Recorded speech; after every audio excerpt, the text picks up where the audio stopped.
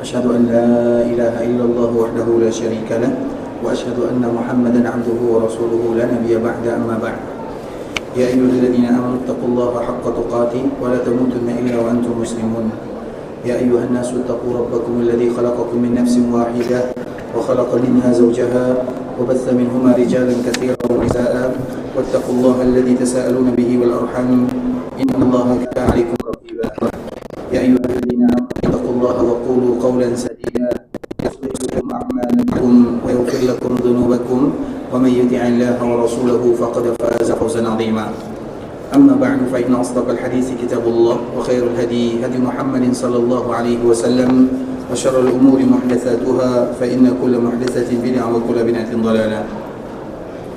Ikhwatul Islam, saudara kaum muslimin, para tetamu Allah rahimani wa rahimakumullah. Alhamdulillah, Allah Subhanahu wa taala kembali memberikan kemudahan, kesempatan, kesehatan kepada kita bersama untuk bisa duduk di dalam masjid Rasulullah sallallahu alaihi wasallam, mendengarkan ayat-ayat Al-Quran dibacakan, hadis-hadis Nabi sallallahu alaihi wasallam disampaikan. Dan siapapun yang berada di rumah Allah, maka mereka adalah tamunya Allah Subhanahu wa taala. Dan siapapun yang menjadi tetamunya Allah, maka Allah akan ampunkan dosanya, akan dimudahkan urusannya, akan dilancarkan perkaranya. Karena itu merupakan di antara kewajiban yang Allah wajibkan kepada dirinya. Siapapun yang menjadi tetamu Allah, maka Allah akan muliakan dirinya dunia dan akhirat. Dan Alhamdulillah, kita menjadi tetamu Allah dua. Yang pertama, keberadaan kita di dalam masjid itu disebut dengan tetamu Allah. Dan yang kedua, kedatangan kita ke tanah haram adalah untuk melaksanakan ibadah yang mulia. Itu juga disebut dengan tetamunya Allah Azza wa Jal. Dan itu merupakan di antara kemuliaan yang Allah hadiahkan. Dan semoga kita bisa mendapatkan hadiah terindah dari Allah Subhanahu wa ta'ala, yaitu surganya. Amin amin ya rabbal alamin. Kemudian salawat beriringkan salam semoga senantiasa tercurahkan buat junjungan alam Nabi kita yang mulia, uswah dan qudwah kita bersama, Muhammad bin Abdullah sallallahu alaihi wasallam, yang mana kewajiban kaum muslimin adalah selalu senantiasa memperbanyak mengucapkan salam dan salawat kepada Rasulullah sallallahu alaihi wasallam, terkhusus lagi salawat yang diajarkan oleh Nabi sallallahu alaihi wasallam kepada para sahabatnya. Karena kita tahu ikhwatul Islam bahawa salawat yang terbaik adalah salawat yang diajarkan dan yang keluar dari lisan Nabi sallallahu alaihi wasallam. Mengucapkan salam dan salawat kepada Nabi sallallahu alaihi wasallam merupakan ibadah yang dikhususkan oleh Allah untuk umat Nabi sallallahu alaihi wasallam sahaja. Umat-umat terdahulu tidak ada kalimat salawat di dalam agamanya. Mereka hanya memiliki salam sahaja. Yang memiliki salawat itu hanyalah umat baginda Rasulullah sallallahu alaihi wasallam. Maka dengan itulah Allah menyebutkan, innallaha wa malaikatahu yusalluna 'alan nabi. Sesungguhnya Allah, malaikat bersalawat kepada Nabi. Ya ayyuhalladzina amanu sallu 'alaihi wa sallimu taslima. Wahai orang-orang yang beriman, perbanyaklah mengucapkan salawat dan perbanyaklah mengucapkan salam kepada Rasulullah sallallahu alaihi wasallam.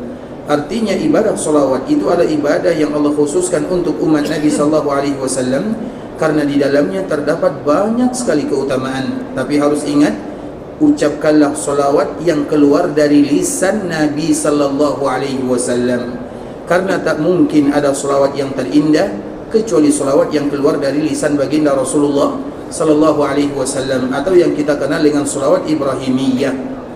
Mengapa demikian ikhwatul Islam? Para sahabat mereka tak tahu macam mana mengucapkan salawat, atau mereka tahu mengucapkan salawat tapi mereka ingin mendapatkan kalimat salawat yang keluar dari lisan Nabi sallallahu alaihi wasallam. Maka pertanyaan para sahabat, ya Rasulullah, hadas salam, kami tahu macam mana nak mengucapkan salam kepadamu, karena salam itu untuk semua para nabi. Fa kaifa nusalli alaika, macam mana kami nak bersalawat kepadamu? Karena salawat itu adalah ibadah baru untuk umat Nabi sallallahu alaihi wasallam, tak dimiliki oleh umat sebelumnya. Sehingga para sahabat bertanya. Mengapa mereka bertanya? Pertama, karena mereka tak tahu. Yang kedua, bisa jadi mereka tahu karena mereka ahli dalam bahasa. Dan kalau dibandingkan antara salawat kita dengan salawat sahabat, maka mereka terindah ucapannya.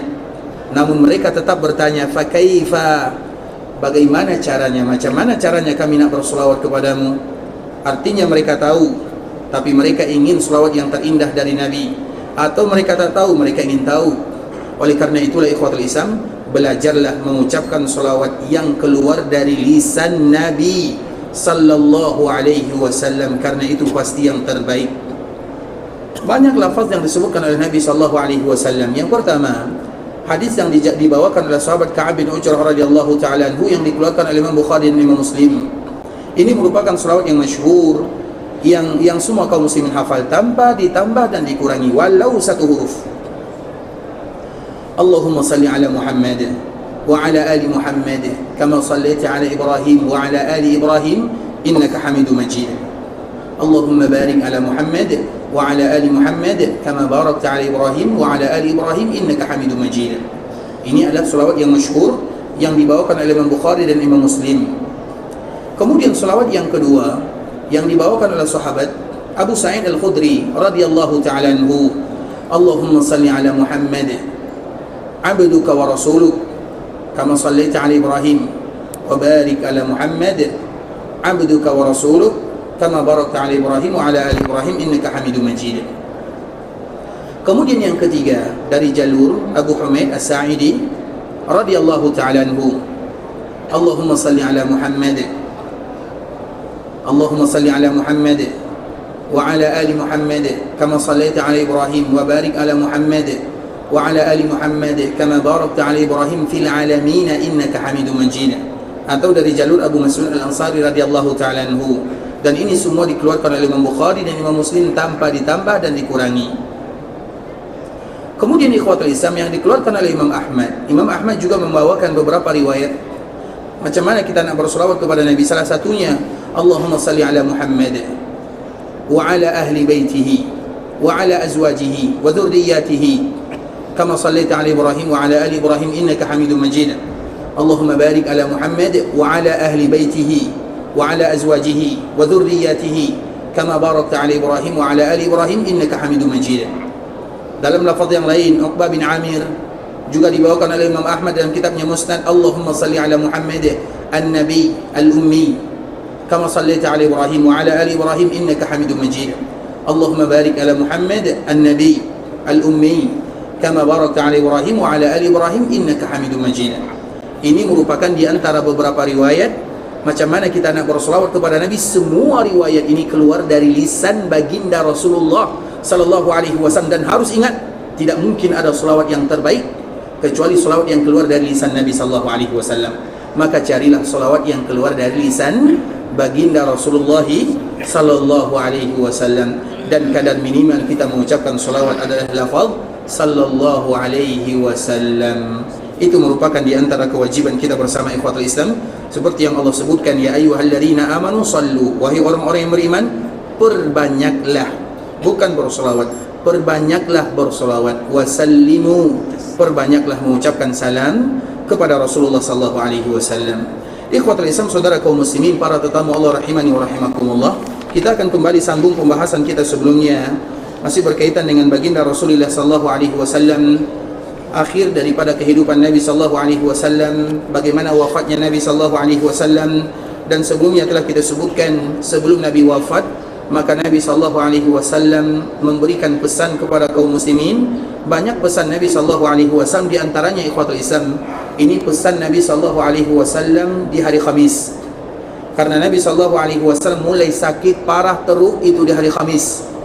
Abdullah bin Abbas radhiyallahu ta'ala anhu setiap kali bercerita tentang Nabi, yaumul Khamis, wa ma adraka ma yaumul Khamis, hari Khamis. Tahukah kalian apa itu hari Khamis? Hari Kamis yaitu hari di mana Nabi tak lagi bisa bersua dengan para sahabatnya, tak bisa lagi jadi imam di Masjid Nabawi, tak bisa lagi berdiri.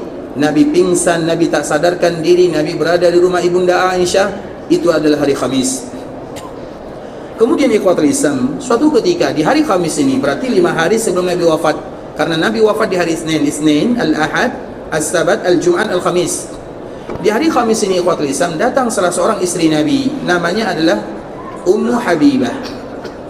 Ummu Habibah ini ikhwatul Islam, namanya adalah Ramlah, dan dia adalah anaknya Abu Sufyan. Dan Abu Sufyan itu ada dua. Yang pertama Abu Sufyan, mertua Nabi sallallahu alaihi wasallam, Abu Sufyan bin Harb, yang memusuhi Nabi sallallahu alaihi wasallam di perang Uhud, di perang Khandaq, kemudian dikala terjadi Fathu Makkah, dia baru masuk Islam setelah terjadi Fathu Makkah pada tahun ke-8 Hijriah, dan dia adalah mertua Nabi sallallahu alaihi wasallam. Yang kedua adalah Abu Sufyan bin Haris, dia juga musuh Nabi sallallahu alaihi wasallam, namun dia adalah sepupu Nabi, anak daripada Al-Haris, dan Al-Haris itu adalah kakak tertua daripada Abdullah. Abdullah itu adalah ayahnya baginda Rasulullah sallallahu alaihi wasallam. Kedua-duanya baru masuk Islam dikala terjadi Fathu Makkah. Yang satu sepupu Nabi, yang satu mertua Nabi sallallahu alaihi wasallam.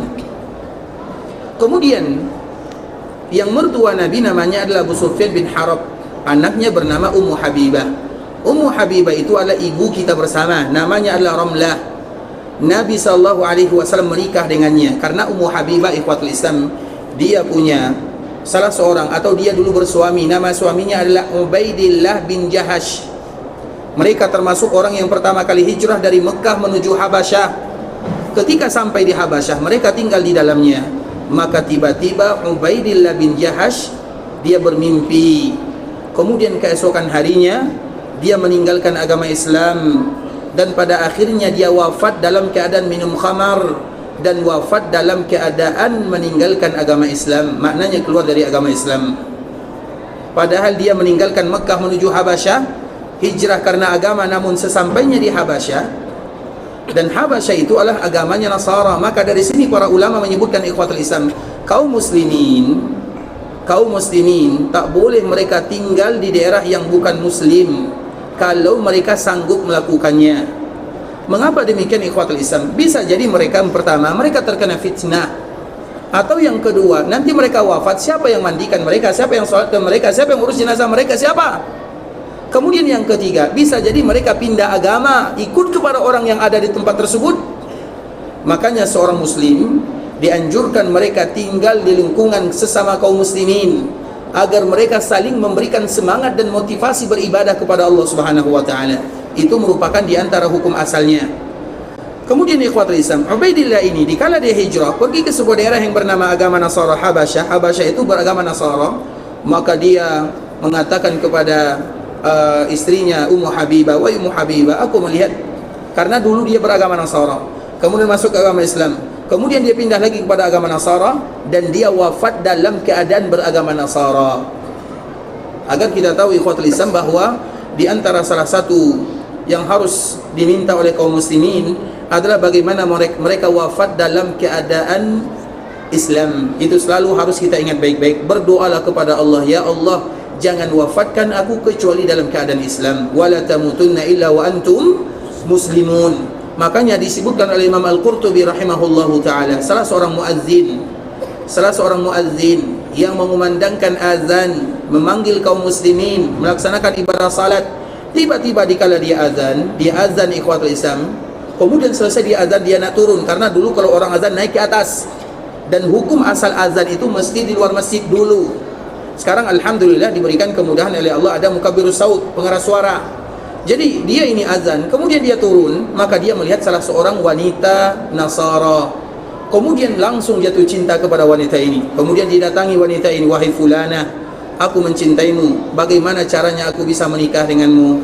Maka wanita ini mengatakan, "Syaratnya satu sahaja, tinggalkan agamamu." Maka laki-laki ini, ikhwatul Islam, karena terlalu cinta kepada wanita ini, dia tinggalkan agamanya. Kemudian dia menikah.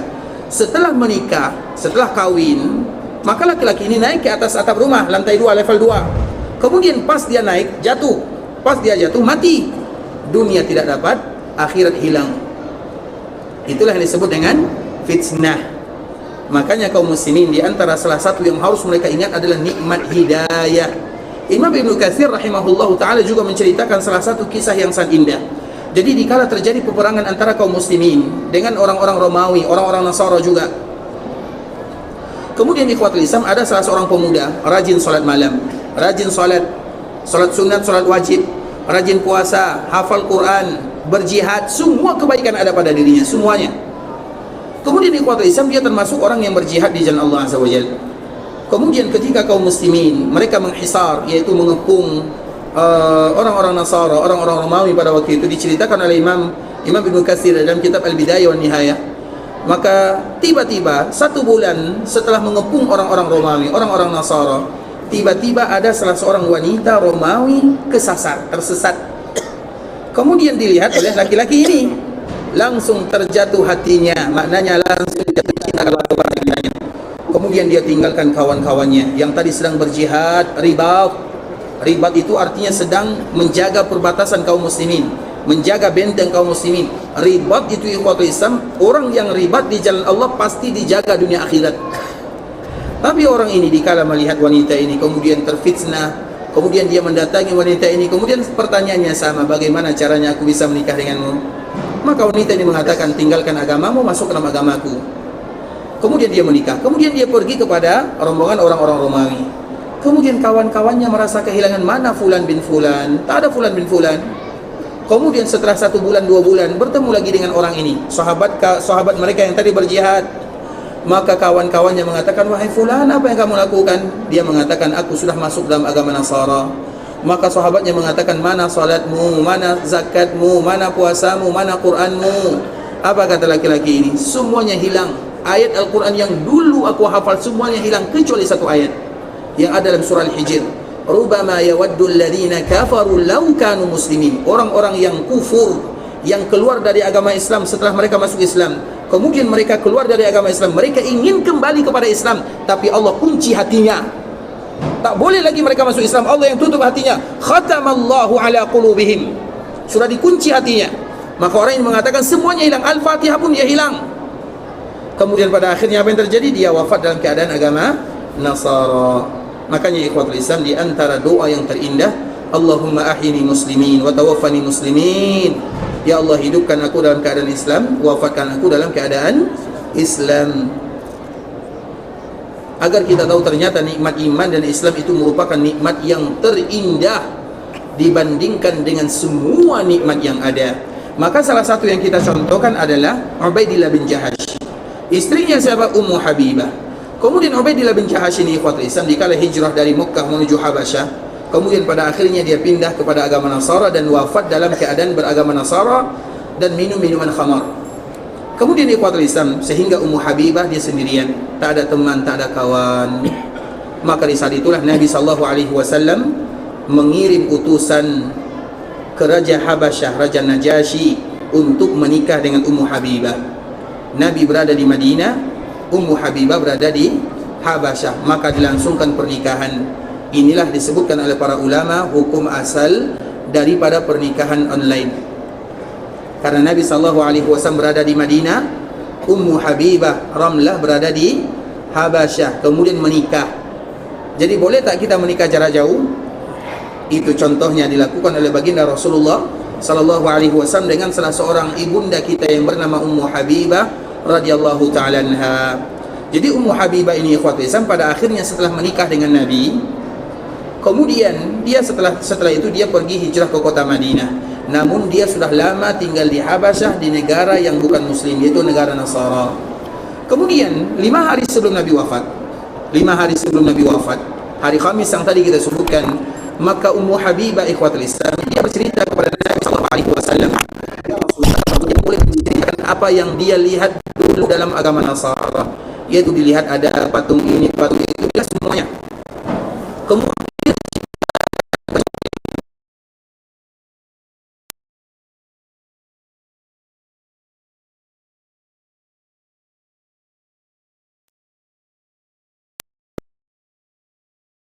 dengan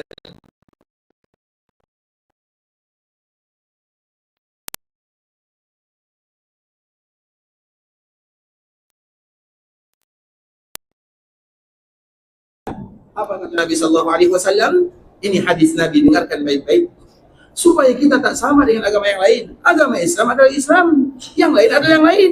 Agama di dunia tak sama. Bisa dipahami? Agama di dunia tak sama, Islam tak sama dengan yang lain. Karena kalau semua agama sama ikhwatul Islam, maka pindah saja agama yang lain. Agama yang lain lebih senang, tidak ada soal 5 waktunya. tidak ada puasanya, tidak ada hajinya, tidak ada umrahnya. Kalau seandainya semua agama sama. Orang Yahudi, mereka tak pernah mengatakan Islam benar. Pernah tidak orang Yahudi mengatakan Islam benar? Orang Nasara juga tak pernah mengatakan Islam benar. Tiba-tiba ada kaum muslimin mengatakan semua agama sama. Paham sampai di sini? Kalau orang Yahudi, mereka katakan kita apa? Apa kata orang-orang Yahudi kepada kaum muslimin? Domba. Mau kita disebut domba? Kalau domba saja masih oke, tapi domba tersesat. Kita ini domba tersesat ini. Maknanya apa? Betul atau salah? Bagi mereka, kita Islam ini salah kepada Islam. Makanya dikala kaum muslimin mengatakan agama yang diridhai oleh Allah adalah Islam, bukan berarti kita hinakan agama yang lain, tidak. Tapi itu merupakan keyakinan yang harus diketahui oleh kaum muslimin. Karena itu adalah firman Allah Azza wa Jalla, "Inna ad-dina 'indallahil Islam." Sesungguhnya satu-satunya agama di sisi Allah hanya Islam. Wa may yabtaghi ghairal Islam dinan falan. Tahu apa kita makna falan? Falan yuqbal min. Lan di dalam bahasa Arab, lan tuqbal abada, tidak akan diterima selamanya. Dan kita tahu Nabi Adam agama Islam, Nabi Nuh beragama Islam, Nabi Ibrahim beragama Islam, Nabi Musa beragama Islam, Nabi Isa beragama Islam, Nabi Muhammad SAW beragama Islam. Yang berbeza hanyalah syariatnya. Makanya Nabi SAW menyebutkan al-anbiya, para nabi itu satu agamanya. Ibarat orang yang satu ayahnya berbeza ibunya. Begitulah para nabi dan begitu agamanya. Ayahnya sama, yang berbeza itu ibunya. Maknanya syariatnya tak sama. Artinya ikhwatul Islam, jika kita mengatakan Islam yang satu-satunya diterima oleh Allah di sisi Allah Azza wa Jalla, semua agama mengatakan kalimat ini. Orang yang mengatakan satu-satunya agama yang diterima oleh Yahudi. Orang Nasara juga mengatakan satu-satunya agama yang diterima adalah Nasara. Semua agama yang ada mengatakan demikian. Maka kita kaum muslimin dikala mengatakan satu-satunya agama yang diterima adalah Islam, itu adalah di antara hak kita. Bukan berarti kita mencela agama yang lain, karena tak boleh mencela agama orang lain. Dan masalah toleransi ini ikhwatul Islam, itu sudah diajarkan dalam agama Islam. Makanya Islam jangan diajarkan toleransi. Kalau yang mengajarkan Islam toleransi, sama dengan mengajarkan ikan berenang. Dulu ikhwatul Islam pernah Baitul Maqdis pernah ditaklukkan di zaman Umar bin Khattab radhiyallahu taala anhu, kurang lebih tahun 17 Hijriah. Kemudian Umar bin Khattab radhiyallahu taala anhu, kita tahu ya, cerita Umar bin Khattab radhiyallahu taala anhu adalah salah seorang pemimpin kaum muslimin yang dia merupakan benteng bagi Islam kaum muslimin. Selagi ada Umar, Islam aman. Selagi Umar tidak ada, Islam tak aman. Makanya Umar bin Khattab radhiyallahu taala anhu adalah bentengnya. Umar setiap kali melakukan penaklukan di daerah-daerah yang ada, Umar tak pernah pergi kecuali ke Baitul Maqdis. Dikala ditaklukkan Persia, Umar tak pergi. Dikala ditaklukkan Yaman, Umar tak pergi. Tapi dikala ditaklukkan Baitul Maqdis, maka Umar pergi ke sana berjalan. Kemudian ikhwatul Islam, dikala Allah berikan kemenangan kepada kaum muslimin untuk Baitul Maqdis, maka apa kata Umar bin Khattab kepada orang-orang Romawi yang beragama Nasara? Kalian mau tinggal di sini atau pulang ke kampung halaman? Semua mereka mengatakan kami tinggal di sini. Karena mereka merasa nyaman tinggal bersama kaum muslimin. Dan Islam tidak pernah zalim. Yang zalim itu orangnya. Islam tidak pernah mengajarkan kezaliman. Yang zalim itu bukan Islam, karena Allah haramkan kezaliman. Kemudian apa kata Umar bin Khattab? Kalau kalian ingin tinggal di sini dan mereka memilih tinggal di sana, maka tidak menjadi masalah. Tapi syaratnya satu saja. Kalau kalian hari raya, jangan diperlihatkan kepada kaum muslimin. Kalau kalian melakukan ibadah, lakukan ibadah di tempat kalian.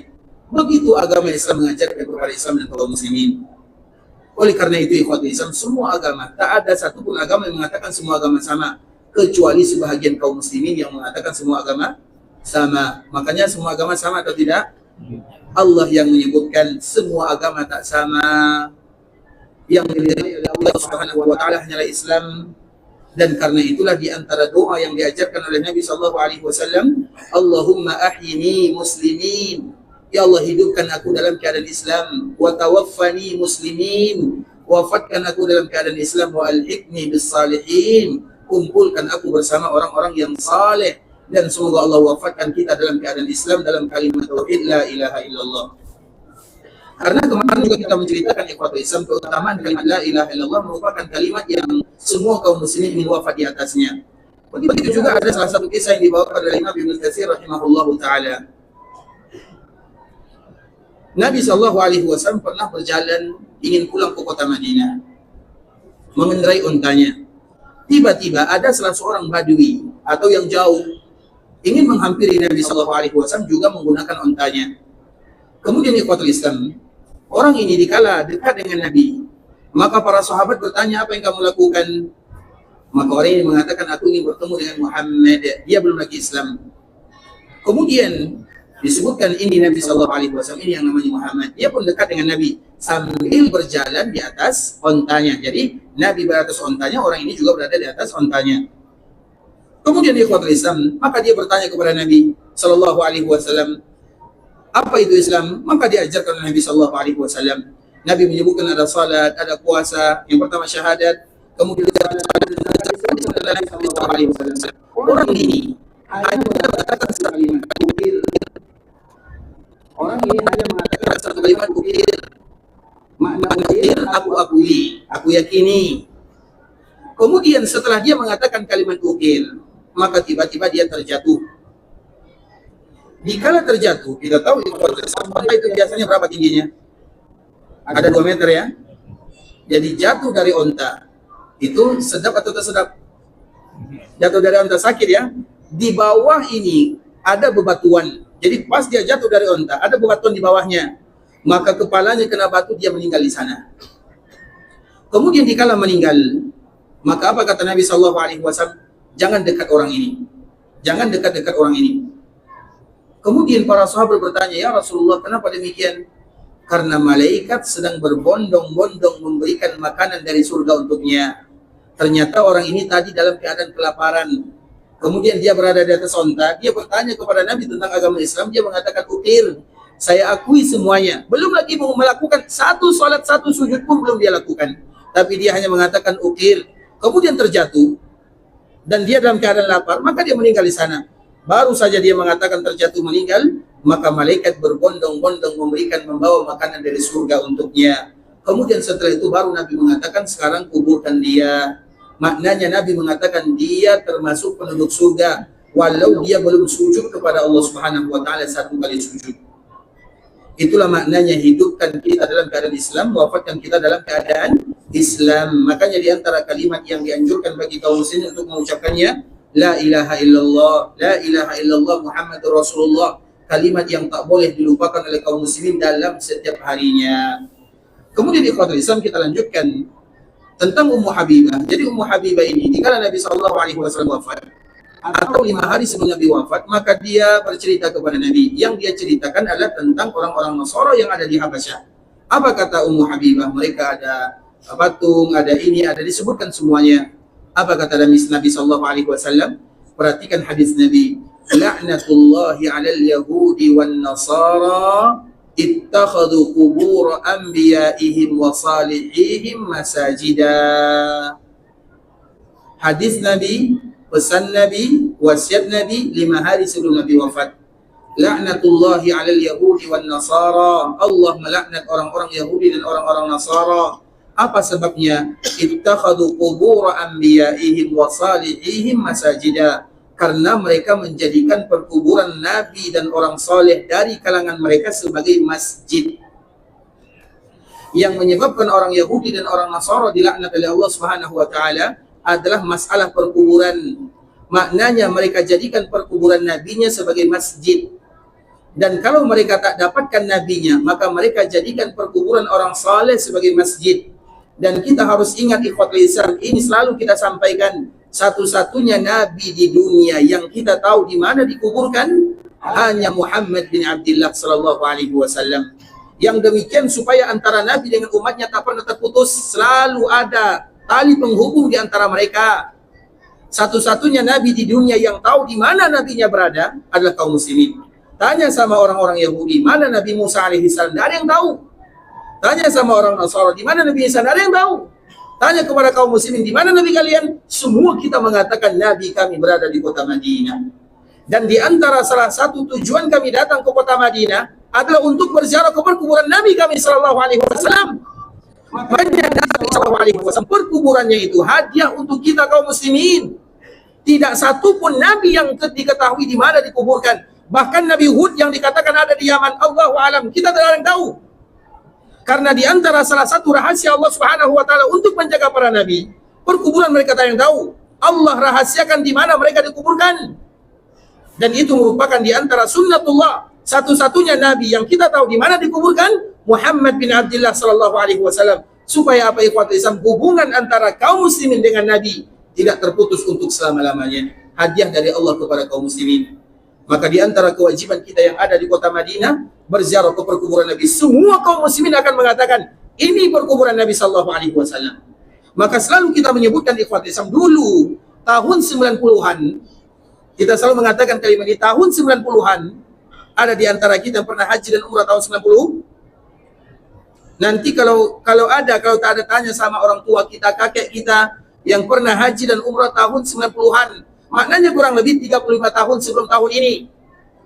Perkuburan Nabi sallallahu alaihi wasallam itu ikhwatul Islam tampak, terlihat. Ini perkuburan Nabi sallallahu alaihi wasallam. Kalau sekarang apa yang kita lihat? Kalau kita berziarah ke perkuburan Nabi, apa yang kita lihat? Nama Nabi sallallahu alaihi wasallam saja, Muhammadun sallallahu alaihi wasallam. Di sampingnya Abu Bakar As-Siddiq, di sampingnya Umar bin Khattab. Kita tak akan pernah nampak. Percuma kita lihat kamera berapa yang kuat sekalipun, yang tembus itu juga tidak akan pernah tampak. Karena 3 lapis, berlapis-lapis. Bisa dipahami ya ikhwatul Islam? Tapi dulu, sebelum tahun 90-an ke bawah, itu siapapun yang berziarah ke perkuburan Nabi sallallahu alaihi wasallam, semuanya melihat ini Nabi sallallahu alaihi wasallam, semuanya. Dan itu tidak ada pada nabi-nabi yang lain. Nabi Adam, ada yang tahu di mana Nabi Adam berada? Nabi Nuh, ada yang tahu di mana Nabi Nuh berada? Nabi Musa, Nabi Isa, semua para nabi, Nabi Ibrahim, ada yang tahu di mana Nabi Ibrahim, Nabi Yusuf? Iya, dia berada di suatu tempat. Contoh misalnya, Nabi Ibrahim berada di sini, Nabi Musa berada di dekat dengan Baitul Maqdis misalnya. Tapi di mananya Allahu alam, tidak ada yang tahu. Satu-satunya perkuburan yang kita tahu adalah perkuburan Nabi Muhammad sallallahu alaihi wasallam. Hadiah dari Allah untuk kita kaum muslimin agar kita selalu terikat, tidak terputus hubungan kita dengan Nabi sallallahu alaihi wasallam. Maknanya Nabi akan selalu berada bersama kaum muslimin dikala Nabi hidup atau dikala Nabi sudah meninggal. Sedangkan agama yang lain ikhwatul Islam, mereka tak tahu di mana nabinya. Dan itu sengaja dilakukan oleh Allah untuk menjaga Nabi tersebut. Kenapa demikian ikhwatul Islam? Karena di antara salah satu doa Nabi sebelum Nabi wafat, Allahumma la taj'al qabri wasanan yu'bada. Di antara salah satu Nabi berdoa yang tadi kita sebutkan 5 hari sebelum Nabi wafat, di antara doa Nabi yang dikabulkan oleh Allah Azza wa Jal, Nabi menyebutkan Allahumma la taj'al qabri wasana. Ya Allah, jangan jadikan perkuburanku sebagai wasan. Yu'bada, yu'bad itu yang diibadati. Ada sanam, ada wasan. Di dalam bahasa Arab ada sanam. Sanam itu ikhwatul Islam, sesuatu yang diibadati selain Allah yang berbentuk, itu disebut dengan sanam. Kalau wasan, sesuatu yang diibadati selain Allah yang tidak berbentuk, itu disebut dengan wasan. Jadi Nabi berdoa kepada Allah, Allahumma la taj'al qabri wasana. Allahumma la taj'al qabri wasanan yu'bad. Kalau Nabi tidak berdoa seperti ini, maka kita tidak akan pernah tahu di mana Nabi berada selama-lamanya. Tapi karena Nabi berdoa seperti ini, maka Allah jaga perkuburan Nabi sallallahu alaihi wasallam selama-lamanya. Tak sama dengan agama yang lain. Itu merupakan di antara kelebihan yang Allah berikan kepada Islam dan kaum muslimin. Beruntung kita yang ada di kota Madinah. Di antara salah satu ibadah yang terindah adalah berziarah ke perkuburan baginda Rasulullah sallallahu alaihi wasallam, karena kita dengan Nabi tidak akan pernah terputus untuk selama-lamanya. Kedekatan kita dengan Nabi membuat kita semakin mencintai Nabi sallallahu alaihi wasallam. Kedekatan kita dengan Nabi sallallahu alaihi wasallam membuat kita bangga dengan agama Islam. Kedekatan kita dengan Nabi sallallahu alaihi wasallam memicu kita semangat beribadah kepada Allah Azza wa Jalla. Makanya dikala kita berada di kota Madinah, kita semangat beribadah kepada Allah. Ini masjid Nabi, ini kampung Nabi. Nabi berada sana, kita akan termotivasi untuk beribadah kepada Allah Azza wa Jalla. Itu merupakan di antara hadiah dari Allah untuk Islam dan kaum muslimin, di mana semua mereka tahu di mana Nabi sallallahu alaihi wasallam meninggal. Tinggal kewajibannya, kalau kita berziarah ke perkuburan Nabi, ucapkanlah assalamu alayka ya Rasulullah warahmatullahi wabarakatuh. Sallallahu wasallama wa baraka alaika wa jazaka afdala ma jaza nabiyyan an ummati. Tinggal kewajiban kita kepada Nabi. Siapapun yang dimudahkan berziarah ke kuburan Nabi, maka bacalah kalimat ini. Assalamualaikum ya Rasulullah. Assalamualaikum ya Rasulullah. Warahmatullahi wabarakatuh. Rahmat dan keberkahan. Sallallahu wasallam wa baraka alaika. Salam, salawat, berkah dari Allah untukmu ya Rasulullah. Wa jazaka afdal. Semoga Allah berikan kepadamu yang terbaik, yang terindah, yang terafdal. Ma jaza nabiyyan an ummati. Sebagaimana Allah berikan yang terbaik untuk semua para nabi dan kita, Allah berikan yang terbaik untuk Nabi sallallahu alaihi wasallam. Itulah kalimat yang dibaca oleh kaum muslimin ketika mereka berbicara kepada baginda Rasulullah sallallahu alaihi wasallam. Sudah hafal doanya? Sudah hafal atau belum? Tidur semua ya? Satu saja yang bangun, cuma saya yang bangun nih. Baik, sudah hafal doa berziarah ke kuburan Nabi? Lantas kalau kita belum hafal apa yang kita baca, dikala kita berziarah ke kuburan Nabi, apa yang kita baca? Baca salam tak cukup. Yang ucapkan salam saja ke kuburan Nabi, ulang lagi ziarahnya. Berarti mereka belum sempurna mengungkapkan rasa cinta kepada baginda Rasulullah sallallahu alaihi wasallam. Sampai mereka mengatakan ini kalimat yang paling singkat, ada lagi yang paling singkat daripada ini. Karena terkumpul di dalamnya salam, terkumpul di dalamnya salawat, terkumpul di dalamnya kalimat yang terindah, doa yang terbaik. Karena untuk Nabi Allah menyebutkan ya ayyuhalladzina amanu sallu alaihi wa sallimu taslima. Orang yang mengucapkan salam kepada kuburan Nabi, assalamualaikum ya Rasulullah, kemudian mereka pergi ulang lagi sampai mereka mengatakan kalimat yang terindah. Makanya ikhwatul Islam, usahakan untuk menghafal doa berziarah kepada kuburan Nabi. Alhamdulillah Allah berikan kemudahan kita berada di sini. Salah satu tujuan kaum muslimin berziarah kepada kuburan Nabi, hadiah dari Allah untuk kita bersama. Kita menjadi tetangga Nabi, berada di Masjid Nabawi, semangat beribadah kepada Allah. Maka kita mengucapkan Assalamualaikum ya Rasulullah wa rahmatullahi wa barakatuh. Sallallahu wasallama wa baraka alaika wa jazaka afdala ma jaza nabiyyan an ummati. Assalamualaikum ya Rasulullah. Keselamatan untukmu ya Rasulullah wa rahmatullahi wa barakatuh. Sama dengan salam. Karena salam itu sama.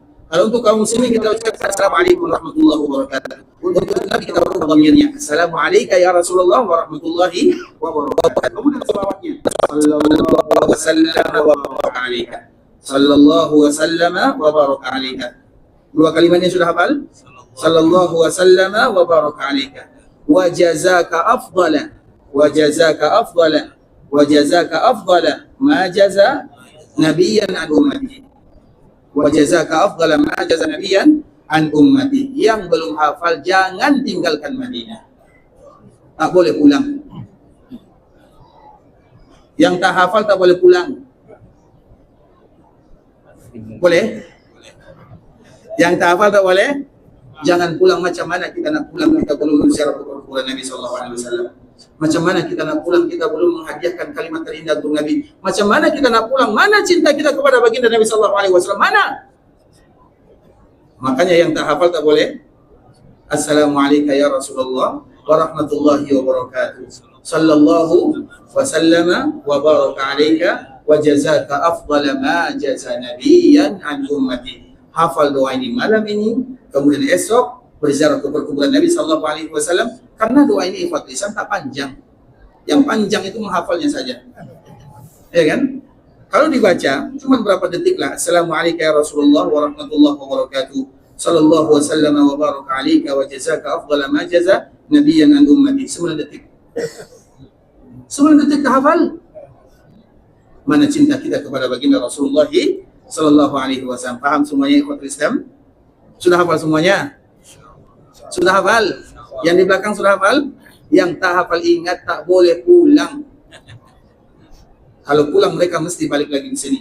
Dan saya doakan yang tidak hafal agar umrah berkali-kali. Tadi ikhwatul Islam kita lanjutkan. Di antara salah satu kewajiban kita kepada kaum muslimin atau kepada baginda Rasulullah sallallahu alaihi wasallam adalah berziarah ke kuburan Nabi sallallahu alaihi wasallam. Assalamualaikum ya Rasulullah wa rahmatullahi wa barakatuh. Sallallahu wasallama wa baraka alaika wa jazaka afdala ma jaza nabiyyan an ummati. Kenapa demikian? Karena Nabi berdoa, Allahumma la taj'al qabri wasanan yu'bad. Ya Allah, jaga perkuburan sampai hari kiamat. Allah akan jaga perkuburan Nabi sallallahu alaihi wasallam sampai bila-bila. Maka Allah akan selalu jaga perkuburan Nabi sallallahu alaihi wasallam. Sedangkan perkuburan para nabi yang tidak ada satu pun yang tidak tahu. Makanya dari yang disebutkan Nabi pun yang disebutkan yang ada yang bisa pastikan, ada yang bisa memastikan perkuburan Nabi. Allah alam tidak ada yang pasti. Satu-satunya yang hanya Nabi dan perkuburan baginda Rasulullah sallallahu alaihi wasallam. Makanya tadi kita menyebutkan ikhwatul Islam, laknatullahi 'alal yahudi wan nasara. Pesan Nabi wasallam Nabi kepada kaum muslimin ketika Ibunda Ummu Habibah bercerita tentang orang-orang sebelumnya. Apa kata Nabi? Laknatullahi 'alal yahudi wan nasara ittakhadhu qubur anbiya'ihim wa salihihim masajida. Allah laknat orang Yahudi, orang Nasara karena mereka jadikan perkuburan mereka sebagai masjid. Apa makna sebagai masjid? Masjid itu terbagi. Masjid yang pertama, masjid dinamakan masjid, itu ada tempat kita bersujud. Masjid disebut dengan masjid, tempat kita bersujud. Dan semua bumi Allah di bawah di atas itu adalah masjid. Nabi sallallahu alaihi wasallam menyebutkan al-ardul masajid. Bumi Allah semuanya. Maknanya dalam kita tak boleh kita sholat. Ketika kita naik kapal terbang, kita sholat di atas atau tidak? Di atas itu bumi Allah atau tidak? Bumi Allah. Maknanya berarti itu disebut dengan masjid. Bumi Allah semua ini disebut dengan masjid. Apa makna masjid? Boleh kita beribadah dan boleh kita bersujud di sana. Kecuali dua. Kecuali dua yang kita tak boleh sujud. Siapa yang mengatakan kecuali dua ini? Nabi sallallahu alaihi wasallam. Semua bumi Allah ini tempat sujud, boleh kita sujud kecuali dua. Yang pertama adalah tandas, bilik air, WC, toilet. Yang kedua, perkuburan. Bisa dipahami? Siapa mengatakan kalimat ini? Baginda Rasulullah SAW. Makanya semua bumi Allah ini masjid kecuali dua. Yang pertama bilik air atau tandas atau WC atau toilet. Tak boleh kita beribadah di sana. Tak boleh kita sujud. Begitu juga dengan perkuburan. Tak boleh kita sujud di sana. Yang mengatakan ini adalah baginda Rasulullah sallallahu alaihi wasallam. Itu masjid yang pertama maknanya. Masjid yang kedua ikhwatul Islam. Makna masjid yang kedua adalah masjid yang dibangun, masjid ada bangunannya. Seperti ini, Masjid Nabawi namanya. Dan jangan pernah kita mengatakan ikhwatul Islam, Ustaz, macam mana dengan Nabi sallallahu alaihi wasallam? Macam mana dengan perkuburan Nabi sallallahu alaihi wasallam? Perkuburan masih kan di dalam masjid. Ingat ikhwatul Islam, kita harus ingat, Nabi tak pernah dikuburkan di dalam masjid. Tapi Nabi dikuburkan di rumah Aisyah. Ingat itu baik-baik, seperti hadis yang kita selalu bacakan yang diriwayatkan oleh Ibunda Aisyah, yang dikeluarkan oleh Imam Bukhari rahimahullahu taala, inna min ni'amillahi alayya anna Rasulullah sallallahu alaihi wasallam tuwfiya fi baiti. Apa kata Ibunda Aisyah? Di antara nikmat kasih sayang Allah kepada diriku, Nabi wafat di rumahku, di bilikku, di kamarku. Kata Ibunda Aisyah radhiyallahu taala anha. Berarti Nabi wafat di masjid atau di kamar? Di rumah atau di bilik? Sama lah dua-duanya. Tadi kalau Islam tidur ya. Kita lanjutkan lagi. Nabi sallallahu alaihi wasallam meninggal di rumah Ibunda Aisyah. Kemudian ikhwatul Islam, ini harus kita ingat, perbezaan Nabi dengan kita, perbezaan masjid Nabi dengan masjid kita. Nabi tak sama dengan kita, masjid Nabi juga tak sama dengan masjid kita. Masjid Nabi sallallahu alaihi wasallam, Allah yang memilihkan tempatnya. Bisa dipahami dulu waktu Nabi datang ke kota Madinah, di mana nak dibuat Masjid Nabawi? Tengok dulu onta Nabi yang bernama Qaswa, di mana dia berhenti di situ dibangun Masjid Nabawi. Bukan hanya Masjid Nabawi, 3 masjid yang barokah ini Allah yang tentukan. Mekah itu ikhwatul Islam. Kenapa Ka'bah dibangun di Ka'bah di tempat itu? Allah yang bagi tahu, Allah yang tentukan. Lokasi keberadaan Ka'bah Al-Musyarrafah Allah yang tentukan. Bangun di sini. Madinah Masjid Nabawi juga Allah yang tentukan. Kalau di Mekah itu lewat burung. Burung yang paling cerdas. Apa burung yang paling cerdas? Burung yang paling cerdas. Burung mana? Ih, kamu cerdas, Masya Allah. Nah, ini hadiah kamu ya. Masya Allah. Semoga jadi anak solehnya ya. Masya Allah, dan juga anak-anak kaum muslimin. Burung yang paling cerdas itu ikhwatul Islam, burung gagak. Makanya Allah abadikan ceritanya dalam Al-Quran. Burung yang paling cerdas, yang paling teratur hidupnya, ada undang-undang di dalamnya. Bahkan burung gagak itu ada hukuman matinya. Dan satu-satunya burung yang kalau saudaranya meninggal, burung lain meninggal, maka dikuburkan adalah burung. Makanya anak Nabi Adam belajar dari burung. Itu dia. Paham? Burung gagak itu burung yang paling cerdas. Makanya Allah Subhanahu wa taala menentukan lokasi makan lewat burung ini. Kalau di Madinah lewat onta Nabi. Dan onta Nabi adalah onta yang apa? Onta apa yang onta Nabi? Tak tahu ya?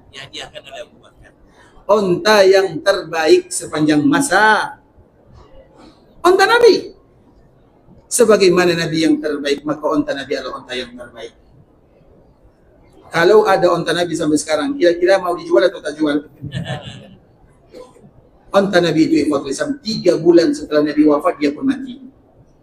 Tak mau ditunggangi oleh yang lain. Cukup baginda Rasulullah SAW. Karena wafatnya Nabi adalah kesedihan yang luar biasa. Bukan hanya manusia yang sedih, onta Nabi pun sedih. Tak makan, tak minum, menangis sampai dia pada akhirnya mati. 3 bulan setelah Nabi wafat. Kalau demikian dengan onta Nabi, macam mana dengan kita ikhwatul Islam? Makanya kalau hidup bersama Nabi, kita tak tahu macam mana perasaan kita, keadaan kita, bagaimana, Allahu a'lam. Kemudian ikhwatul Islam, begitu juga Al-Masjid Al-Aqsa, itu semuanya ditentukan lokasinya oleh Allah Subhanahu wa taala. Maknanya keberadaan Masjid Nabawi ini, Allah yang bagi tahu di mana masjid itu dibuat. Maknanya ikhwatul Islam berarti Masjid Nabawi itu boleh pindah atau tak boleh? Boleh atau tak boleh? Tak boleh selama-lamanya. Kalau kita pindahkan, berarti kita pindahkan tempat yang Allah tunjuk. Berarti kita adalah hamba yang durhaka dan zalim kepada Allah Azza wa Jalla. Makanya Masjid Nabawi tak boleh dipindah untuk selama-lamanya. Kalau diperluas boleh atau tak boleh? Boleh atau tak boleh? Siapa yang jawab boleh katakan? Apa dalilnya? Tanggung jawab dulu. Siapa yang jawab katakan? Baik, Bapak kita lah. Boleh atau boleh Pak? Masya Allah, kalau yang kuat jawab langsung dapat ya. Masya Allah, boleh bagi-bagi. Masya Allah, barakallahu fiik. Sehat selalu Pak ya. Semoga diberikan kesehatan, keberkahan, kemudahan. Boleh ikhwatul Islam, karena yang pertama kali melakukan perluasan untuk Masjid Nabawi adalah Nabi Sallallahu Alaihi Wasallam. Yang pertama kali melakukan perluasan untuk Masjid Nabawi adalah Nabi. Maknanya seolah Nabi mengatakan, siapapun yang datang setelahku, kemudian mereka ingin memperluas Masjid Nabawi, lakukanlah. Makanya tempat kita ini disebut Masjid Nabawi atau bukan? Bukan Nabi yang bangun, tapi diperluas karena Nabi yang contohkan untuk memperluas masjidnya. Dipindahkan tak boleh, diperluas sila. Paham sampai di sini? Nah, kita kembalikan ke masjid kita. Masjid kita boleh tak dipindahkan? Boleh atau tak boleh? Masjid kita, masjid yang ada di kampung halaman, boleh tak dipindahkan? Boleh saja sampai halang. Banyak alasannya, bisa jadi tanahnya bermasalah, atau bisa jadi tanahnya masih berhutang. Allahu alam, boleh, tak ada masalah. Atau misalnya negara, kerajaan, misalnya masjid ini mesti dibongkar karena dibuat jalan, boleh itu tak boleh? Sila, tak ada masalah, pindah tempat yang lain. Masjid Nabi tak boleh. Baik, yang kedua, Nabi SAW, perkuburan Nabi SAW. Kita harus ingat ikhwatul Islam, Nabi SAW 1 jengkal pun tak boleh dipindahkan di mana perkuburannya. Di situ Nabi wafat, di situ Nabi dimandikan, di situ Nabi dikafankan, di situ Nabi disalatkan, di situ Nabi dikuburkan. Sallallahu Alaihi Wasallam, tak boleh. 1 jengkal tak boleh dipindah. Jangankan 1 jengkal, 1 inci tak boleh dipindah. Kalau perkuburan kita boleh atau tak boleh? Itulah perbezaan antara Nabi SAW dengan kaum muslimin. Nabi tak sama dengan kita, sebagaimana Masjid Nabawi tak sama dengan masjid kita. Paham sampai di sini? Jadi, Ustaz, Masjid Nabi SAW saja dikuburkan di masjid. Saya juga nak ingin dikuburkan di masjid. Kalau kamu nak ingin dikuburkan di masjid, boleh. Tapi dengan syarat, jadi Nabi dulu. Paham sampai di sini? Itu baru selevel dengan Nabi SAW. Siapa di antara kita yang bisa berani mengatakan, saya sama dengan Nabi SAW? Ada atau tak ada? Tak ada yang bisa mengatakan kalimat ini. Makanya jangan pernah samakan antara Nabi dengan kita. Nabi dikuburkan di sini. Allah yang paling tahu di mana Nabi wafat. Allah yang paling tahu di mana Nabi dikuburkan. Allah yang paling tahu di mana keberadaan Masjid Nabawi. Tak boleh kita samakan antara Nabi dengan kita. Paham sampai di sini? Makanya kalau yang mengatakan Ustaz Nabi di masjid, boleh kalau kita jadi Nabi. Tapi mungkin atau tak mungkin? Mungkin atau tak mungkin? Bukan, mustahil. Tak mungkin itu masih mungkin. Bisa dipahami? Tak mungkin itu masih, tapi mustahil tak mungkin. Itu kaedah bahasa ya. Tadi kemudian kita lanjutkan kepada hadis yang dibawakan oleh Ummu Habibah, ibu kita, Ummu Habibah yang bernama Ramlah. Ummu Habibah mengatakan cerita tadi, apa kata Nabi? La'natullahi 'alal yahudi wan nasara ittakhadhu qubur anbiya'ihim masajida. Ittakhadhu qubur anbiya'ihim wa salihihim masajida. Makanya masjid itu tadi ada dua. Yang pertama masjid boleh tempat sujud kecuali dua. Yang kedua masjid yang boleh dibangun. Makanya perkuburan itu ikhwat Islam tak boleh dibangun. Perkuburan yang namanya perkuburan. Ustaz, perkuburan Nabi dibangun. Nabi perkuburan tak pernah dibangun. Makanya tadi kita sebutkan tahun 90, makanya nanti kita cari ada orang-orang tua kita yang pernah, kami tahu ini, bukan kami tahun 90-an itu kami masih merangkak itu ya. Artinya tahun 90-an banyak di antara kita yang masih merangkak tak tahu. Tapi kami mendapatkan info ini dari mertua kami.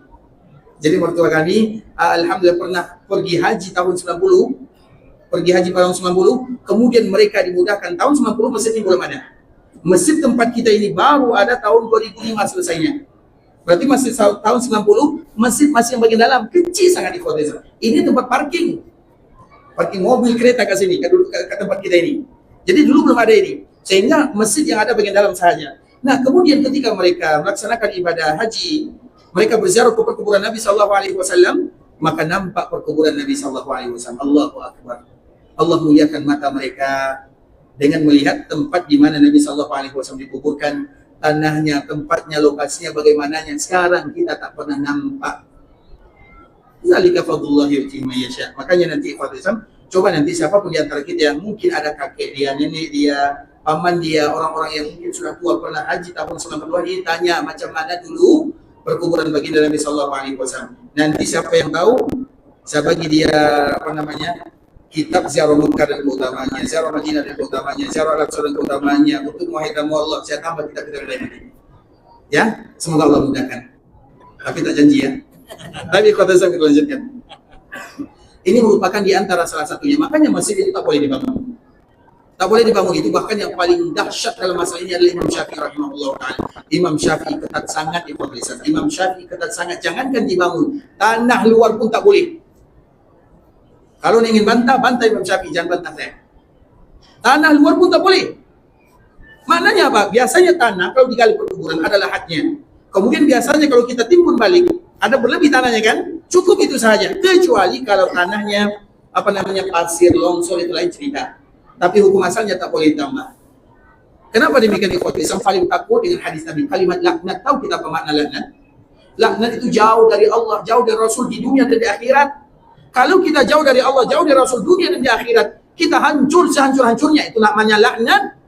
Makanya Nabi mengatakan laknatullahi 'alal yahudi wan nasara ittakhadhu qubur anbiya'ihim wa salihihim masajida. Mereka jadikan perkuburan Nabi dan orang-orang saleh sebagai masjid. Maka hukum asalnya ikhwatul Islam, perkuburan itu seperti biasa. Alhamdulillah kita tengok perkuburan Baqi'.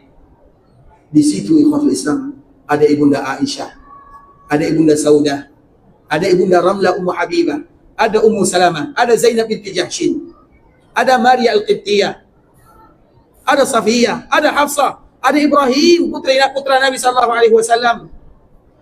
Kemudian ada Utsman bin Affan, ada sahabat-sahabat yang mulia, mereka orang mulia semuanya. Kita lihat mereka berada di sana. Ada yang tahu di mana dikuburkan Ibunda Aisyah? Ada yang tahu tempatnya di mana? Tapi di mananya? Allahu a'lam. Makanya ikhwatul Islam, laknatullahi 'alal yahudi wan nasara ittakhadhu qubur anbiya'ihim wa salihihim masajida. Masjid itu yang pertama tadi kita sebutkan, masjid itu maknanya tempat sujud, dan kita tak boleh sujud di dua tempat yang tadi kita sebutkan. Yang kedua, masjid itu ada bangunannya. Jadi masjid itu yang ada bangunan seperti ini juga disebut masjid. Makanya perkuburan tak boleh dibangun yang seperti masjid yang ada rumahnya. Contoh perkuburan baginda Rasulullah SAW dan perkuburan para sahabat, karena walinya para wali. Siapa walinya para wali? Siapa wali para wali? Abu Bakar As-Siddiq. Paham? Siapa walinya para wali? Umar bin Khattab, Utsman bin Affan, Ali bin Abi Thalib, Abdurrahman bin Auf, Sa'ad bin Abi Waqqas, Talha, Zubair, Sa'id. Siapa lagi walinya para wali? Semua sahabat itu adalah walinya para wali. Kalau kita berbicara tentang walinya para wali, tahu dulu tentang sahabat Nabi. Berapa jumlah sahabat Nabi? Berapa jumlah sahabat Nabi? Yang hadir ketika Haji Wada. Saya tak tanya, saya nak tahu berapa jumlah sahabat Nabi. Kurang lebih 130.000 orang. Semuanya adalah walinya para wali. Paham sampai di sini? Semuanya wali para wali. Karena wali itu ikhwatul Islam. Wali, tak ada orang wali mengaku wali. Kecuali wali nikah. Baru dia mengatakan saya wali. Tapi wali nikah, wali murid, wali apa lagi? Pernah tidak? Tahukah kita apa yang diucapkan oleh Abu Bakar As-Siddiq sebelum dia wafat? Tahukah apa yang diucapkan oleh Umar Khattab sebelum dia wafat? Tak ada satupun di antara mereka yang menyucikan dirinya, mengatakan saya orang soleh. Imam Syafi'i kita semua mengatakan ini kaidah. Kalau ada wali mengatakan dirinya wali, berarti dia bukan wali. Kalau ada orang baik mengatakan dia orang baik, berarti bukan orang baik.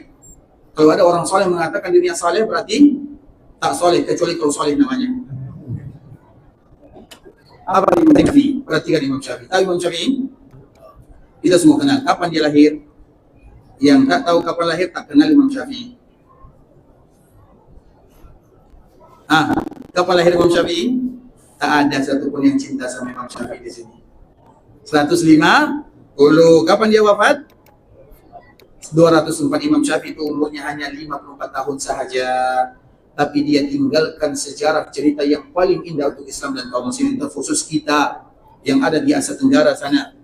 Rata-rata kita mengenal Imam Syafi'i. Kenal Imam Syafi'i sedekat-dekatnya. Walinya para wali, solehnya para orang yang paling saleh. Kita tahu Imam Syafi'i, Allahu Akbar, semua hidupnya habis untuk berdakwah, menulis, berjihad, kemudian menyebarkan agama Islam. Itu ada Imam Syafi'i. Dan ingat Imam Syafi'i itu nasabnya sama dengan Nabi, kakeknya sama dengan kakek Nabi. Ada lagi yang lebih mulia dari Imam Syafi'i? Mulia, tapi apa kata Imam Syafi'i? Uhibbus salihin wa lastu minhum. Saya suka, senang, sayang kepada orang-orang saleh, walaupun aku bukan orang saleh. Kalau Imam Syafi'i bukan orang saleh, jadi siapa orang saleh? Kalau Imam Syafi'i bukan wali, jadi siapa wali sesungguhnya? Uhibbus salihin wa lastu minhum. Perhatikan apa cakap Imam Syafi'i. Uhibbus salihin wa lastu minhum. Aku cinta kepada orang-orang yang saleh dan aku bukan orang saleh. Karena orang saleh mereka tidak pernah mengatakan orang saleh. Kemudian la'alli an anala minhum syafa'ah. Kecintaanku kepada orang saleh tujuannya agar nanti supaya aku mendapatkan syafaat darinya. Karena berteman dengan orang saleh ikhwatul Islam, salah satu keuntungannya nanti supaya semoga mereka jumpa kita di akhirat, kemudian mereka ambil tangan kita masuk ke dalam, itulah disebut dengan syafaat orang saleh. Orang saleh itu bagi syafaat di ikhwatul Islam. Makanya dianjurkan bagi kita, kalau kita tidak saleh, maka berkawan dengan orang yang saleh. Ibarat berkawan dengan penjual minyak wangi. Wangi didapatkan, atau kita dapat hadiah, atau kita beli, semuanya untung. Kita kembalikan kepada Imam Syafi'i. Uhibbus salihin wa lastu minhum. La'alli an anala minhum syafa'ah. Wa akrahu man tijaratuhu al-ma'asi wa in kunna sawa'an fil bida'ah. Aku benci kepada orang-orang yang berbuat maksiat, walaupun aku orang yang berbuat maksiat. Allahu Akbar. Imam Syafi'i mengatakan, aku benci kepada orang yang berbuat maksiat, wa in kunna sawa'an fil bida'ah, walaupun saya sama dengan orang yang berbuat maksiat. Sebuah kalimat yang indah. Imam Syafi'i itu ahli dalam bahasa, hujjah. Orang yang terbaik, semua kita menyaksikan dia adalah orang saleh. Semua kita bersaksi dia adalah wali para wali. Pernah dia mengatakan saya wali para wali? Jadi kalau ada orang yang bercerita tentang wali, ceritalah tentang para sahabat. Walinya para wali. Kalau ingin bercerita tentang para wali, cerita tentang ulama mazhab. Kenapa ulama mazhab mereka dimasyhurkan? Ada Imam Abu Hanifah, ada Imam Malik, ada Imam Syafi'i, ada Imam Abu Ahmad, ada Imam Bukhari, ada Imam Muslim. Kenapa kita cerita-cerita yang lain? Cerita tentang ini. Agar kita tahu itulah yang sesungguhnya. Wali para wali, orang soleh paling soleh, cerita tentang mereka. Wali fulan, wali fulan, wali fulan, wali fulan, semua kita wali. Tapi wali murid. Seperti yang tadi kita sebutkan. Tapi wali yang sesungguhnya adalah para sahabat. para ulama mazhab, para ulama muhadithun, itulah yang walinya para wali. Paham sampai di sini ikhwatul Islam? Cerita tentang mereka, sebutkan kisah mereka karena kita cinta kepada mereka. Semoga dengan kecintaan kita kepada mereka mengantarkan kita ke dalam surga. Itu tujuannya. Dan mereka itu ikhwatul Islam adalah generasi yang dijaga oleh Allah. Makanya wali itu ikhwatul Islam ada 3 generasi. Seperti yang disebutkan oleh Nabi sallallahu alaihi wasallam, khairul quruni qarni, thumma alladhina yalunahum, thumma alladhina yalunahum. Generasi terbaik generasiku, sahabat semuanya. Kemudian setelah sahabat yang disebut dengan tabi'in. Kemudian setelah tabi'in disebut dengan atba'ut tabi'in. Sahabat itu ikhwatul Islam yang paling tua, yang paling terakhir meninggal itu tahun 120 Hijriah. Namanya Tufail Abu Amir. Itu adalah sahabat yang terakhir meninggal. Setelah tahun 120 tak ada lagi sahabat di dunia. Dan sahabat itu adalah mereka yang dimuliakan matanya menengok melihat baginda Rasulullah sallallahu alaihi wasallam. Makanya kalau ada yang menengok Nabi, oh Nabi berjalan kemarin di rumah saya, itulah sahabat. Itu sahabat namanya. Mungkin ada sahabat sekarang? Mungkin atau tak mungkin? Sekarang sudah tahun 1447. Mustahil. Tapi kota Islam itu sahabat 120. Yang terakhir adalah Abu Tufail Amir. Kemudian setelah sahabat namanya adalah tabi'in. Itu terakhir tabi'in 180 Hijriah. Setelah tahun 180 tak ada lagi yang namanya tabi'in di dunia. Dan induk daripada tabi'in itu adalah Sa'id bin Musayyib atau Sa'id bin Musayyab, menantunya Abu Hurairah. Kemudian ikhwatul Islam atba'ut tabi'in. Makanya Abu Hanifah itu tabi'in atau atba'ut tabi'in. Para ulama menyebutkan dia adalah bagian tabi'in karena lahir pada tahun 80 Hijriah. Itu kelebihan Imam Abu Hanifah. Kemudian ikhwatul Islam setelahnya adalah atba'ut tabi'in. Atba'ut tabi'in itu ada yang menyebutkan 220 atau 240. Setelah tahun ini, itu bukan generasi yang dijamin. Inilah generasi yang dijamin. Makanya ulama mazhab masuk di dalamnya. Imam Abu Hanifah lahir pada tahun 80, meninggal tahun 150. Imam Malik lahir tahun 93, meninggal pada tahun 179 Hijriah. Imam Syafi'i lahir pada tahun 150, meninggal tahun 204 Hijriah. Imam Ahmad lahir pada tahun 164 Hijriah, meninggal tahun 241 Hijriah, pas ujung-ujungnya. Berarti semua mereka itu adalah generasi yang terbaik. Kalau kita ingin tahu, tahulah tentang ulama mazhab ini dan generasi-generasi sebelumnya. Itulah orang saleh dan itulah para wali yang sesungguhnya. Ikhwatul Islam, saudara kaum muslimin, para tetamu Allah rahimani wa rahmatullah. Kenapa sampai cerita wali tadi? Esoklah kita sambung lagi ya. Semoga Allah mudahkan pembahasan kita di ikhwatul Islam. Dan jangan lupa di antara salah satu kewajiban kita yang ada di kota Madinah, berziarah ke perkuburan Rasulullah sallallahu alaihi wasallam. Dan yang lebih penting lagi daripada itu adalah doanya.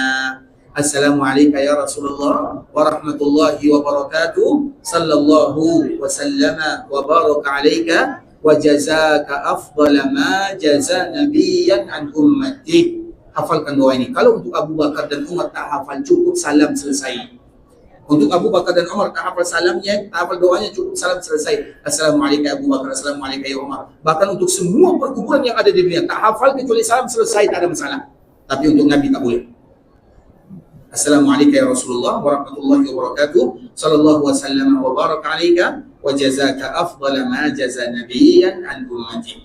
Ikhwatul Islam, saudara kaum muslimin, para tetamu Allah rahimani wa rahimakumullah. Sampai di sini pembahasan yang bisa kami sampaikan, yang benar dari Allah Subhanahu wa taala, yang salah dari diri kami pribadi karena kurangnya ilmu kami, karena kebodohan, kejahilan, karena ketidaktahuan kami.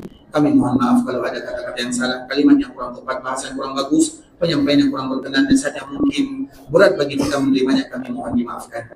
Dan kita senantiasa memberikan motivasi kepada kaum muslimin. Satu-satunya motivasi terindah di Masjid Nabawi, siapapun yang belajar agama, mendengarkan ayat-ayat Al-Quran dan hadis-hadis Nabi, atau membacakan ayat-ayat Al-Quran dan hadis-hadis Nabi, mereka sama dengan orang yang sedang berjihad di jalan Allah Subhanahu wa taala. Semoga duduknya kita di sini, kita terhitung sebagai orang yang sedang berjihad di jalan Allah Subhanahu wa taala, dan dengannya kita berharap bermohon, ya Allah, ampunkan dosa kami semuanya. ampunkan dosa orang tua kami, ampunkan dosa saudara-saudari kami, keluarga kami, masyarakat kami, dan seluruh kaum muslimin, baik yang masih hidup ataupun yang sudah meninggal. Kalau ada di antara kami yang sakit, ya Allah berikan kesehatan dan kesembuhan. Kalau ada di antara kami yang sedang berada dalam kesusahan, berikan kemudahan dan kelancaran. Kalau ada di antara kami yang berhutang, berikan pelunasan dalam hutangnya. Kalau ada di antara kami yang punya hajat, kabulkan hajat dan permintaannya. Kalau ada yang ingin pergi ke Mekah untuk beribadah, ya Allah terima amal ibadahnya, kabulkan doanya, jadikan umrahnya wasilah menuju surga, jadikan umrahnya adalah umrah yang mabrurah, wa sa'yan mashkura, wa dhamman maghfura. Kalau ada di antara kami yang ingin meninggalkan tanah haram Makkah Madinah, ingin pulang ke kampung halamannya, mudahkan perjalanannya, lancarkan urusannya, kembali kumpulkan mereka dengan keluarga yang ditinggalkan dalam keadaan sehat walafiat, dan panggil kami berkali-kali agar datang selalu ke tanah haram Makkah dan Madinah. Berikan keberkahan dalam keluarga, dalam harta, dalam usaha, dalam anak dan keturunan. Berikan kepada kami keikhlasan dalam setiap amal ibadah. Berikan kepada kami istiqamah dalam agama. Wafatkan kami dalam keadaan husnul khatimah. Amin amin ya rabbal alamin. Subhanakallahumma bihamdika asyhadu an la ilaha illa anta astaghfiruka wa atubu ilaik. Wa sallallahu wa sallim ala nabiyyina wa habibina wa khalilina wa sayyidina Muhammadin wa ala alihi wa sahbihi wa sallam tasliman katsira. Assalamualaikum warahmatullahi wabarakatuh.